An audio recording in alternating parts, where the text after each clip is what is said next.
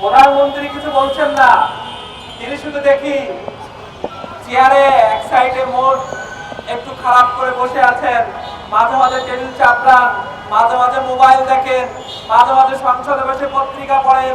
কি চলছে দেশে আমরা কিছুই বুঝতে পারছি না। তৎকালীন সময়ে এদেশের প্রত্যেকটা মানুষ চেয়েছিল গণভোট আগে হয়ে যাক, কিন্তু তৎকালীন সময় বিএনপি চেয়েছিল না জাতীয় নির্বাচন যেদিন হবে ওই দিনেই গণভোট হোক।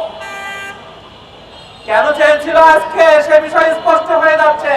তারা গণভোটের রায় অপেক্ষা করার জন্য তারা এই চক্রান্তটা সেদিন করেছিল। আমরা সেদিনকেও বলেছিলাম যে এই বিএনপি এখন নিজের মত মতো করে চলছে না, তারা তাদের মাথাকে অন্য দেশে বর্গা দিয়ে আসছে। গণভোট হয়ে গেল, এখন সেই গণভোটের রায়ে বাস্তবায়িত করার জন্য তারা গড়িমসি শুরু করছে।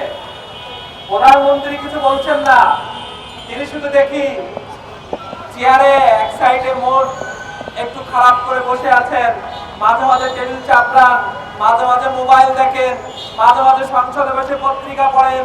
কি চলছে দেশে আমরা কিছুই বুঝতে পারছি না। এদেশটা এখন কাদের মাধ্যমে চলছে? এদেশের মূল মন্ত্র এখন কাদের হাতে? এই জাতি আজকে পরিষ্কার করতে চায়, এই জাতি আজকে পরিষ্কার ভাবে জানতে চায় যে কারা এদেশ পরিচালিত করছে।